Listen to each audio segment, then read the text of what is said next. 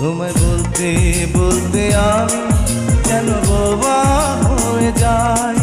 দুনিয়াতে কারো কাছে কিছু বলা তোমার নাই। দুটি আঁখি তুমি ছাড়া যেন দেখতে কিছুই পায় না। আমার হৃদয় একটা আয়না, এই আয়নায় তোমার মুক্তি ছাড়া কিছুই দেখা যায় না।